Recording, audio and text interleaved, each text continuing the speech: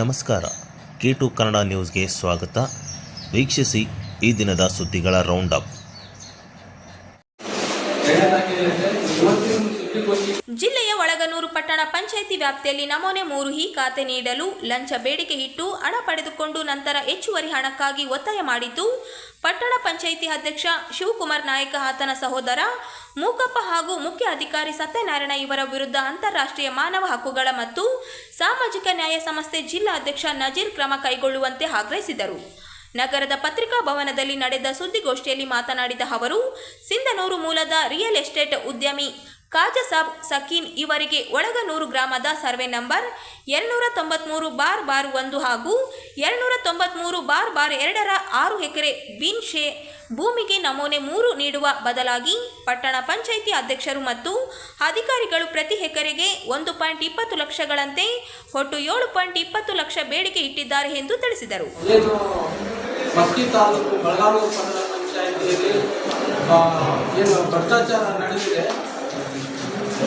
ಆ ವಿಚಾರವಾಗಿ ಒಂದು ಸುದ್ದಿಗೋಷ್ಠಿ ಮಾಡ್ತಾ ಇದ್ದೇವೆ.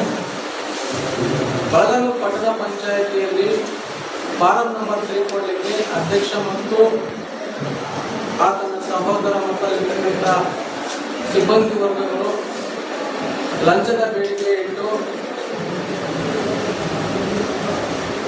ಖಾಜಾಸಾಬ್ ಅವರ ಮೇಲೆ ಸುಳ್ಳು ದೂರು ಕೊಟ್ಟಿರೋ ವಿಷಯ ಅಂದರೆ ಫಾರಂ ನಂಬರ್ 3 ಕೊಡಲಿಕ್ಕೆ ಮುಂಗಡವಾಗಿ ಏನೈತೆ 5 ಲಕ್ಷ ಕೊಟ್ಟರೂ ಸಹ ಏನೈತೆ ಮತ್ತೆ 5 ಲಕ್ಷ ಬೇಡಿಕೆ ಇಟ್ಟನೈತೆ. ಲಂಚ ಕೊಡದೇ ಇದ್ದ ಪಕ್ಷದಲ್ಲಿ ಅವರ ಮೇಲೆ ಹಲ್ಲೆ ನಡೆಸಿ ಗೂಢವರ್ತನೆ ಮಾಡಿರ್ತಕ್ಕಂಥ ಅಧ್ಯಕ್ಷರ ಮೇಲೆ ಕ್ರಮ ಆಗಬೇಕು ಮತ್ತು ಅಲ್ಲಿರ್ತಕ್ಕಂಥ ಸಿಬ್ಬಂದಿಗಳ ಮೇಲೆ ಕ್ರಮ ಆಗಬೇಕಂತ ಇವತ್ತು ಸುದ್ದಿಗೋಷ್ಠಿ ಕರೆದಿರೋದು. ಅದರ ಹಿಂದೆ ಏನೈತೆ ಶಾಸಕರ ಕೈವಾಡ ಇರ್ಬೋದು ನಮಗೆ ಅನಿಸ್ತಾ ಇದೆ ಮೇಲ್ನೋಟಕ್ಕೆ. ಯಾಕಂದರೆ ಅವರೇ ಏನೈತೆ ಖಾಜಾಸಾಬ್ ಅನ್ನೋರಿಗೆ ಕರೆ ಮಾಡಿ ನೀನು ಎಲ್ಲಿದ್ದೀಯಪ್ಪ, ಅದೇನೈತೆ ನಾನು ಬಜೆಟ್ ಕೊಡ್ತೀನಿ, ಅದು ಉಳಿದಿದ್ದೆಲ್ಲ ದುಡ್ಡು ಇದು ಮಾಡೋಂತ ಅವರು ಇದು ಮಾಡಿದ್ದಾರೆ, ಫೋನ್ ಮಾಡಿದ್ದಾರೆ ಅವರಿಗೆ. ಅವರು ನಾನೇನು ಪಕ್ಷದಲ್ಲಿ ಏನಾಗಿದೆ, ನನಗೆ ದೌರ್ಜನ್ಯ ಆಗಿದೆ, ನನಗೆ ಅನ್ಯಾಯ ಆಗಿದೆ ಅಂತಿಸಿ ಅವರು ಇದು ಮಾಡಿದ್ದಾರೆ. ಆದರೂ ಸಮೇತ ಏನಂತೆ ಅವರಿಗೆ ಯಾವುದೇ ರೀತಿ ಇದುವರೆಗೆ ಫಾರಂ ನಂಬರ್ 3 ಕೊಡದೆ ಇದುವರೆಗೂ ಸತಾಯಿಸ್ತಾನೆ ಬಂದಿದ್ದಾರೆ. ಅದಕ್ಕೆ ಏನೈತೆ ಇವತ್ತು ನಾವು ಸುದ್ದಿಗೋಷ್ಠಿ ಮೂಲಕ ಏನೈತೆ ನೇರ ಸಂಬಂಧಪಟ್ಟ ಜಿಲ್ಲಾ ಮತ್ತು ಅಧಿಕಾರಿಗಳು ಏನಿದ್ದಾರೆ ಸೂಕ್ತ ಅವ್ರ ಮೇಲೆ ಕ್ರಮ ತಗೋಬೇಕು. ಅವ್ರನ್ನ ಸದಸ್ಯತ್ವದಿಂದ ಅಧ್ಯಕ್ಷರಿಗೆ ಸದಸ್ಯತ್ವದಿಂದ ವಜಾ ಮಾಡಬೇಕು ಮತ್ತು ಅಧಿಕಾರಿಗಳ ಮೇಲೆ ಕಾನೂನು ಕ್ರಮ ಆಗಬೇಕು. ಇಲ್ಲೆಲ್ಲ ನಮ್ಮ ಹತ್ರ ಸಾಕ್ಷಾಧಾರಗಳಲ್ಲ, CD ಮೂಲಕ ಮತ್ತು ಆಡಿಯೋ ಲಂಚದ ಬೇಡಿಕೆ ಇರ್ತಕ್ಕಂಥ ಆಡಿಯೋ ಮತ್ತು CDಗಳಲ್ಲಿ ಎಲ್ಲ ನಾವೆಲ್ಲಕ್ಕೆ ಶೇಖರಣೆ ಮಾಡಿ ಮಾಧ್ಯಮದ ಮೂಲಕ ಎಲ್ಲ ನಾವೆಲ್ಲಕ್ಕೆ ಪ್ರಸಾರ ಮಾಡಲಿಕ್ಕೆ ನಾವು ತಮಗೆ ಕೊಡ್ತಾ ಇದ್ದೇವೆ. ಇಷ್ಟೆಲ್ಲ ಅಧಿಕಾರಿಗಳಿಗೆ ಇದರ ಬಗ್ಗೆ ಮಾಹಿತಿ ಕೂಡ ಇದುವರೆಗೆ ಕ್ರಮ ತಗೊಳ್ಳೋದಲ್ಲ. ಯಾಕಂದರೆ ಅವರು ರಾಜಕೀಯ ಒತ್ತಡದಲ್ಲಿ ಕೆಲಸ ಮಾಡ್ತಾ ಇದ್ದಾರೆ. ಹಾಗಾಗಿ ಏನೈತೆ ನಾವು ಮಾಧ್ಯಮದ ಮೂಲಕ ನಾವು ಮೇಲೆ ಅಧಿಕಾರಿ ಮತ್ತು ಸರ್ಕಾರಕ್ಕೆ ಒತ್ತಾಯ ಮಾಡ್ತೀವಿ, ಕೂಡಲೇ ಈ ವಿಷಯ ಭಾಳ ಗಂಭೀರವಾಗಿ ತಗೋಬೇಕು. ಯಾಕಂದರೆ ಪ್ರಶ್ನೆ ಮಾಡ್ತಕ್ಕಂಥದ್ದೇ ದೊಡ್ಡ ಒಂದು ಅಪರಾಧ ಆಗಿದೆ. ಯಾವುದೇ ಒಂದು ಪತ್ರಕರ್ತರಾಯಿತು, ಸಾಮಾಜಿಕ ಬೆಳಕಲ್ಲಿರ್ತಕ್ಕಂಥ ಜನಪ್ರತಿನಿಧಿ ಇದು ಪ್ರಯತ್ನರಾಯಿತು, ಪ್ರಶ್ನೆ ಮಾಡಬೇಕಾದ್ರೆ ಅವ್ರ ಮೇಲೆ ಸುಳ್ಳು ಕೇಸ ಆಗ್ತಕ್ಕಂಥದ್ದು ಒಂದು ಇದು ನಡೆದ್ಬಿಟ್ಟಿದೆ. ಯಾಕಂದ್ರೆ ಅವ್ರದ್ದು ಒಂದು ಅಧಿಕಾರ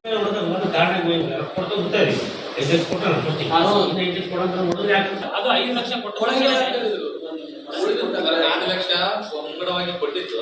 ಮುಂಗಡವಾಗಿ ಕೊಟ್ಟ ನಂತರ 15 ದಿನ ಕೊಟ್ಟರು ನೀವು ನಮ್ಮನ್ನು 3 ತಗೊಂಡು ಹೋಗ್ರ ಅಂತ ಹೇಳಿದ್ರು. 5 ಲಕ್ಷ ಮುಂಗಡವಾಗಿ ಕೊಟ್ಟ ನಂತರ ಇನ್ನ 2,20,000 ರೂಪಾಯಿ ಕೊಡಬೇಕಾಗಿತ್ತು.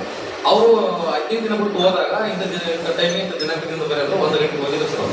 2,20,000 ರೂಪಾಯಿ ತಗೊಂಡು ಹೋದಾಗ ಅದು 2,25,000 ತಗೊಂಡು ಹೋದಾಗ ಇನ್ನ 5 ಲಕ್ಷ ಕೊಟ್ಟರು ಮಾತ್ರ ನಿನಗೆ ನಿಮಗೆ ಕೊಡ್ತೀನಿ, ಇಲ್ಲಾಂದ್ರೆ ನಮ್ಗೆ ಕೊಡೋಕ್ಕಾಗಲ್ಲ. ನೀವು ಯಾವ ಅಧಿಕಾರಿ ಹತ್ರ ಯಾವ MLA ಆದ್ರೂ ನೀವು ಹೇಳ್ಬೇಕಾದ್ರೆ ದೂರು ಕೊಡ್ಬೋದು ನಮಗೆ ಅಂತೇಳಿ ಅಧ್ಯಕ್ಷನ ತಮ್ಮ ಮೂಕಪ್ಪ ಅವರು ಅವಚ ಶಬ್ದದಿಂದ ನಿಧನ ಮಾಡ್ತಾರೆ ಸರ್. ಕಾಂಗ್ರೆಸ್ ಅವರು ನೀವು ಅಧಿಕಾರಿ ಅಲ್ಲ, ಯಾರಲ್ಲ, ನೀನು ಅಧ್ಯಕ್ಷನಲ್ಲ, ಅಧಿಕಾರಿನೇ ಅಲ್ಲ, ನೀನು ನನ್ನ ಕೇಳಬೇಡ, ನನಗೆ ಪ್ರಶ್ನೆ ಮಾಡಬೇಡ, ನೀನು ಯಾರು ನನ್ನ ಹತ್ರ ಕೇಳೋದು ಅಂದ್ರೆ ನೀನು ನಮ್ಮನ್ನು 3 ಕೊಡಬೇಡ ಅಂತೇಳಿ ಈಗ ಹಸ್ಬೆಂಡ್ ಸಂಸ್ಥೆ ನಮ್ಮ ಹತ್ರ ವಿಡಿಯೋ ಲಭ್ಯಾಗಿದೆ, CCTV ಫುಟೇಜಲ್ಲಿ ವಿಡಿಯೋ ಲಭ್ಯಾಗಿದೆ.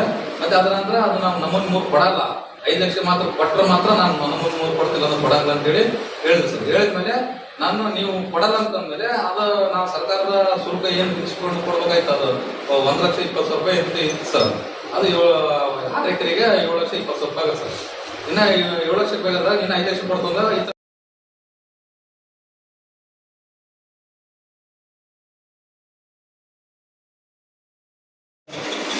ನಾನು ಡಿ ವೀರೇಶ್ ಕುಮಾರ್ ಅಂತ ಶಬರಿಮಲೆ ಅಯ್ಯಪ್ಪ ಸೇವಾ ಸಮಾಜಂ ರಾಯಚೂರು ಜಿಲ್ಲಾ ಕಾರ್ಯಕಾರಿ ಸಮಿತಿ ಹಾಗೂ ತಾಲೂಕು ಘಟಕಗಳ ಉದ್ಘಾಟನಾ ಸಮಾರಂಭವನ್ನು ಅಕ್ಟೋಬರ್ 26ರಂದು ಶ್ರೀ ಅಯ್ಯಪ್ಪ ಸ್ವಾಮಿ ದೇವಸ್ಥಾನ ಕಲ್ಯಾಣ ಮಂಟಪದಲ್ಲಿ ಆಯೋಜಿಸಲಾಗಿದೆ ಎಂದು ಶಬರಿಮಲೆ ಅಯ್ಯಪ್ಪ ಸೇವಾ ಸಮಾಜಂ ಜಿಲ್ಲಾ ಅಧ್ಯಕ್ಷ ನಾಗರಾಜ ರಾಜಲಬಂಡಿ ತಿಳಿಸಿದರು. ನಗರದ ಪತ್ರಿಕಾ ಭವನದಲ್ಲಿ ನಡೆದ ಸುದ್ದಿಗೋಷ್ಠಿಯಲ್ಲಿ ಮಾತನಾಡಿದ ಅವರು, ಈ ಕಾರ್ಯಕ್ರಮದಲ್ಲಿ ರಾಜ್ಯದ ಪ್ರಮುಖ ಪದಾಧಿಕಾರಿಗಳು ಭಾಗವಹಿಸಲಿದ್ದು ಸಂಸ್ಥೆಯ ಉದ್ದೇಶ ಹಾಗೂ ಕಾರ್ಯಚಟುವಟಿಕೆಗಳ ಕುರಿತು ಮಾಹಿತಿ ನೀಡಲಿದ್ದಾರೆ ಎಂದು ಹೇಳಿದರು. ಕಾರ್ಯಕ್ರಮದಲ್ಲಿ SASS ರಾಜ್ಯಾಧ್ಯಕ್ಷ ಡಾಕ್ಟರ್ ಎನ್ ಜಯರಾಮ, ರಾಷ್ಟ್ರೀಯ ಅನ್ನದಾನ ಸೇವಾ ಸಮಿತಿ ಅಧ್ಯಕ್ಷ TB ಶೇಖರ್, ಪ್ರಾಂತೀಯ ಪ್ರಧಾನ ಕಾರ್ಯದರ್ಶಿ SN ಕೃಷ್ಣಯ್ಯ ಜಿ, ರಾಜ್ಯ ಪ್ರಧಾನ ಕಾರ್ಯದರ್ಶಿ ಜಯಪ್ರಕಾಶ್, ಆಡಳಿತ ಕಾರ್ಯದರ್ಶಿ ವಸಂತ್ ಕುಮಾರ್, ರಾಜ್ಯ ಉಪಾಧ್ಯಕ್ಷ ರಮೇಶ್ ಮುದೋಳ ಹಾಗೂ ಸಾರ್ವಜನಿಕ ಸಂಪರ್ಕ ಅಧಿಕಾರಿ ಲಕ್ಷ್ಮೀನಾರಾಯಣ ಮೊದಲಾದವರು ಭಾಗವಹಿಸಲಿದ್ದಾರೆ. ಜಿಲ್ಲಾ ಅಯ್ಯಪ್ಪ ಸೇವಾ ಸಮಿತಿ ಹಾಗೂ ದೇವಸ್ಥಾನ ಟ್ರಸ್ಟ್ ವತಿಯಿಂದ ಕಳೆದ 25 ವರ್ಷಗಳಿಂದ ಕಾರ್ತಿಕ ಮಾಸದಿಂದ ಮಕರ ಸಂಕ್ರಾಂತಿವರೆಗೆ ಅನ್ನದಾನ ಕಾರ್ಯಕ್ರಮ ನಡೆಯುತ್ತಿದ್ದು 30 ವರ್ಷಗಳಿಂದ ನಿರಂತರವಾಗಿ ಮಂಡಳ ಪೂಜಾ ಕಾರ್ಯಕ್ರಮ ಆಯೋಜಿಸಲಾಗುತ್ತಿದೆ. ಕಳೆದ 10 ವರ್ಷಗಳಿಂದ SASS ಸೇವಕರು ತನು ಮನ ಧನಗಳಿಂದ ಈ ಕಾರ್ಯಕ್ರಮಗಳಲ್ಲಿ ಸೇವೆ ಸಲ್ಲಿಸುತ್ತಿದ್ದಾರೆ ಎಂದರು. ಶಬರಿಮಲೆ ಅಯ್ಯಪ್ಪ ಸೇವಾ ಸಮಾಜಂ ಶಾರ್ಟ್ ಫಾರ್ಮಲ್ಲಿ ಸಾಸ್ ಅಂತ ಕರೀತೀವಿ. ಹೆಸರೇ ಸೂಚಿಸಿದಂತೆ ಸೇವೆಯೇ ಇದರ ಮುಖ್ಯ ಉದ್ದೇಶ. ಪ್ರಖ್ಯಾತ ತಮಿಳುನಾಡು ದಿವಂಗತ ನಟ ನಂಬಿಯಾರ್ ಅವರು ಅವರ ಸುಪುತ್ರ ಸುಕುಮಾರ್ ನಂಬಿಯಾರ್, ಮಾಜಿ ರಾಜ್ಯಪಾಲರಾದ ಕುಮಾರನ್ ರಾಜಶೇಖರ್ ಜಿ, ಮನಮೋಹನ್ ಇನ್ನಿತರೆಲ್ಲ ಸೇರಿ 2008ರಲ್ಲಿ ಶಬರಿಮಲೆ ಅಯ್ಯಪ್ಪ ಸೇವಾ ಸಮಾಜವನ್ನು ಸ್ಥಾಪಿಸುತ್ತಾರೆ. ನಂತರ ಕೆಲವು ದಿನಗಳಲ್ಲಿ ಖ್ಯಾತ ಗಾಯಕ ವೀರಮಣಿ ಅವರ ಪುತ್ರ ವೀರಮಣಿ ರಾಜು ಅವರು ಒಂದು ಸಾಂಗ್ ಹಾಡಿದರು, ಭಗವಾನ್ ಶರಣಂ ಭಗವತಿ ಶರಣಂ. ಅವರು ಅಧ್ಯಕ್ಷರಾಗಿ ವಹಿಸಿದಿಂದ ಈ ಸಾಸ್ ಎಂಬ ಬಳ್ಳಿ ತಮಿಳುನಾಡು ಕೇರಳದಲ್ಲಿ ಸಂಸ್ಕಾರವಾಗಿ ಹಬ್ಬಿಬಿಡ್ತದೆ.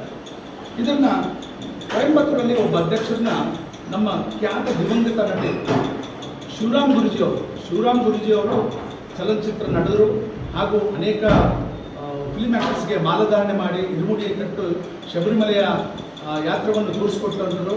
ಕರ್ನಾಟಕದಲ್ಲಿ ಅತಿ ಹೆಸರುವಾದ ಶಿವರಾಮ್ ಗುರುಸ್ವಾಮಿಗಳು ಇವರು ಕೊಯಂಬತ್ತೂರಿನ ಸಾಸ್ ಅಧ್ಯಕ್ಷರನ್ನ ಭೇಟಿಯಾಗಿ ಕರ್ನಾಟಕದಲ್ಲಿ ಒಂದು ಸಾಸ್ ಕೇಂದ್ರ ಸ್ಥಾಪನೆ ಮಾಡಬೇಕು ಎಂಬುದು ಒಂದು ಮನಸ್ಸಿನಲ್ಲಿ ಅಯ್ಯಪ್ಪ ಅವರಿಗೆ ಕೊಟ್ಟವರ.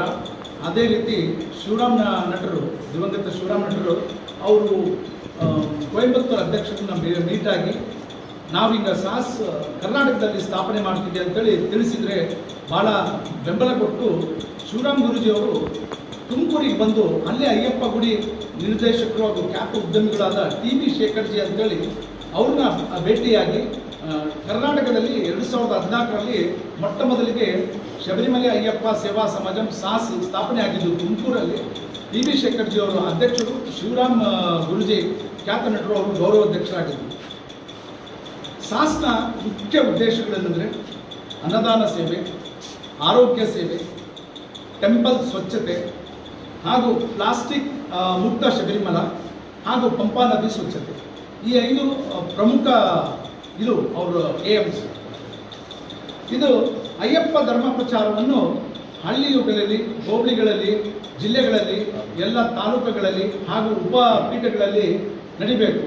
ಈ ಅಯ್ಯಪ್ಪ ಧರ್ಮ ಪ್ರಚಾರ ಹೇಗೆ ಮಾಡಬೇಕು ಅಂದರೆ, ಪ್ರತಿ ತಿಂಗಳು ನಮಗೆ ಒಂದು ನಕ್ಷತ್ರ ಬರ್ತದೆ. ಅದೇ ಉತ್ತರ ನಕ್ಷತ್ರ ಅಂತೀವಿ ನಾವು. ಶರಣಘೋಷದಲ್ಲಿ ಕೂಗ್ತೀವಿ, ಉತ್ತರ ನಕ್ಷತ್ರ ಜಾತಕನೇ ಶರಣಮಯ್ಯಪ್ಪ ಅಂತೇಳಿ. ಇದು ಒಂದು ಸೊಗಸಾದ ಕೂಗು ಶರಣಘೋಷ ಅಯ್ಯಪ್ಪನಿಗೆ. ಈ ಉತ್ತರ ನಕ್ಷತ್ರ ಜಾತಕ ದಿನ ದಯವಿಟ್ಟು ತಮ್ಮ ತಾಲೂಕು, ಹೋಬಳಿ ಎಲ್ಲದಲ್ಲಿ ಇದು ಅಯ್ಯಪ್ಪನ ಪರಿಪೂಜೆ ಮಾಡಿ, ಅಯ್ಯಪ್ಪನ ಪ್ರಸಾದ ವಿತರಣೆ ಮಾಡಿ ಹಾಗೂ ಅಯ್ಯಪ್ಪನ ಧರ್ಮದ ಬಗ್ಗೆ ಪ್ರಚಾರ ಮಾಡಿ, ಅಯ್ಯಪ್ಪನ ಧರ್ಮ ಉಳಿಸಿ, ಹಿಂದೂ ಧರ್ಮವನ್ನು ಉಳಿಸಿ ಅಂತೇಳಿ ಇದು ಸಿಸ್ಟಮ್ ಮಾಡಿ ಉತ್ತರ ನಕ್ಷತ್ರ ಜಾತಕ ಇದಕ್ಕೆ ಯೋಗಂ ಅಂತ ಟೈಟಲ್ ಕೊಟ್ಟರು.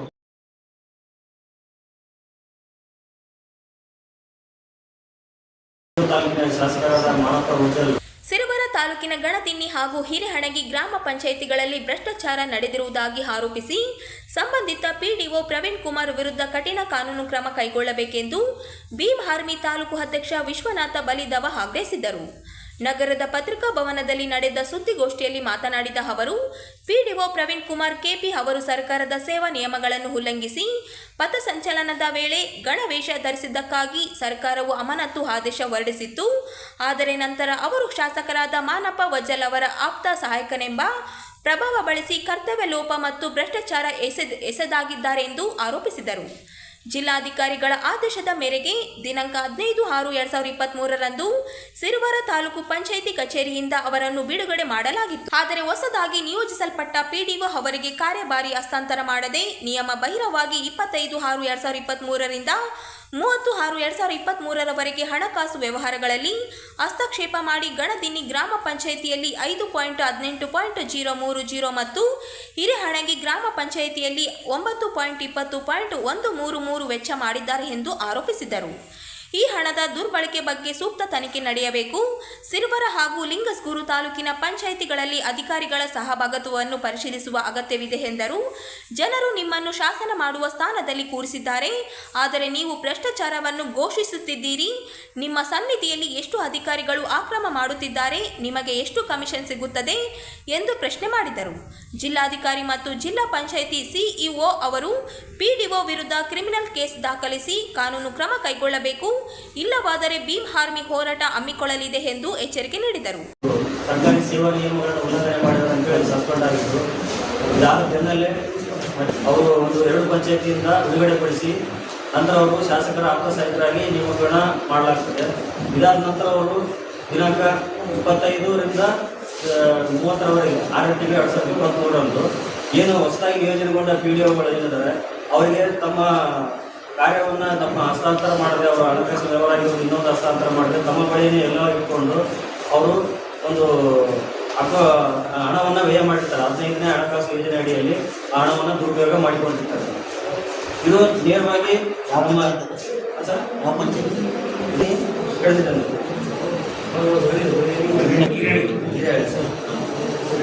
ಈ 2 ಪಂಚಾಯತಿ, ಒಂದು ಪಂಚಾಯತಿಯಲ್ಲಿ 5,18,30,30 ಇನ್ನೊಂದು ಅಲ್ಲ ವೆಚ್ಚ ಮಾಡಿ ಅದೇ ಯಾಕಂದ್ರೆ ಅವರು ಯಾವ್ದು ಇದು ಏನಂತಂದ್ರೆ ಒಂದು ನಿಯಮ ಪ್ರಕಾರ ಯಾವತ್ತು ಪಿಡಿಒ ವರ್ಗಾವಣೆ ಮಾಡಿದ ನಂತರ ಬಿಡುಗಡೆ ಆದ ನಂತರ ಅವರು ಆ ಒಂದು ಪಂಚಾಯತಿಯಲ್ಲಿ ಒಂದು ಹಸ್ತಕ್ಷೇಪ ಮಾಡಲಾರ್ದಂಗೆ ನಡೆದುಕೊಳ್ಬೇಕಾಗಿತ್ತು. ಅವ್ರು ಯಾಕೆ ಈ ತರ ಮಾಡಿದಾರೆ ಅಂತಂದ್ರೆ ಮೇಲ್ನೋಟಕ್ಕೆ ಕಾಣ್ತಾ ಇರೋದೇನಂದ್ರೆ ಇದು ಸ್ಥಳೀಯ ಶಾಸಕರಾದ ಮಾನಪ್ಪ ವಜ್ಜಲ್ ಅವರ ಒಂದು ಪ್ರಭಾವ ಬೆಳೆಸಿಬಿಟ್ಟೆ ಇವರು ಮಾಡಿದಾರಂತ ಮೇಲ್ನೋಟಕ್ಕೆ ಕಾಣ್ತಾ ಇದೆ. ಯಾಕಂದ್ರೆ ಶಾಸನ ಮಾಡೋ ಸ್ಥಾನದಲ್ಲಿ ಲಿಂಗಸೂರಿನ ಜನ ಅವರು ಕೂಡಿಸಿದ್ದಾರೆ. ಇವ್ರು ನೋಡಿದ್ರೆ ಕಳ್ಳರನ್ನ ಭ್ರಷ್ಟರನ್ನ ಪಕ್ಕದಲ್ಲಿ ಇಟ್ಕೊಂಡು ಅವ್ರಿಗೆ ಹಾಲು ನೀರು ಪೋಷಣೆ ಮಾಡಿ ಬಳಸ್ತಾ ಇದ್ದಾರೆ. ಮಾನ್ಯ ನಾವು ಲಿಂಗಸೂರು ತಾಲೂಕಿನ ಶಾಸಕರಿಗೆ ಕೇಳ್ತೀವಿ, ಇನ್ನು ಎಷ್ಟು ಜನ ಈ ತರ ಅಧಿಕಾರಿಗಳನ್ನ ನೀವು ಮುಂದೆ ಇಟ್ಕೊಂಡು ಅಡ್ಡ ಇಟ್ಕೊಂಡು ನೀವು ಲಿಂಗಸೂರು ತಾಲೂಕಿಗೆ ಬಂದ ಅಭಿವೃದ್ಧಿಗೆ ಅಂತ ಹಣವನ್ನ ನೀವು ದುರುಪಯೋಗಪಡಿಸಿಕೊಳ್ತಾ ಇದ್ರಿ ಅಂತ ನಾವು ಅವ್ರನ್ನ ಪ್ರಶ್ನೆ ಮಾಡ್ತೀವಿ. ಹಾಗೆ ಮತ್ತೆ ನಮ್ಮ ಮಾನ್ಯ ಜಿಲ್ಲಾಧಿಕಾರಿಗಳು ಮತ್ತೆ ಜಿಲ್ಲಾ ಪಂಚಾಯತ್ನ ಸಿಇಒ ಅವರು ಈ ಪಿಡಿಒ ಏನು ಒಂದು ಅಧಿಕಾರವನ್ನು ದುರುಪಯೋಗ ಮಾಡಿಕೊಂಡಿದ್ದಾರೆ, ಇವ್ರನ್ನ ಕೂಡಲೇ ಒಂದು ಅಮಾನತೇನ ಆಗಿದ್ದಾರೆ. ಈಗ ಅವ್ರನ್ನ ಕ್ರಿಮಿನಲ್ ಕೇಸ್ ಹಾಕಿ ಸೂಕ್ತ ಕಾನೂನು ಕ್ರಮ ಕೈಗೊಳ್ಳಬೇಕಂತ ಹೇಳಿ ನಾವು ಭೀಮ್ ಆರ್ಮಿಯಿಂದ ಒತ್ತಾಯ ಮಾಡ್ತೀವಿ.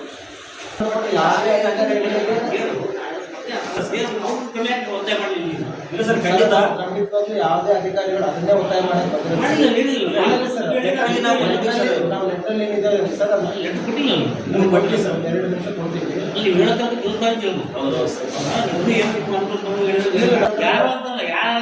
ಯಾರಾದ್ರೂ ಇರಲಿ ಸರ್, ನಾವು ಜಿಲ್ಲಾ ಪಂಚಾಯತ್ ಸಿಇಒ ಇದರಲ್ಲಿ ನೇರವಾಗಿ ಭಾಗಿಯಾಗಿ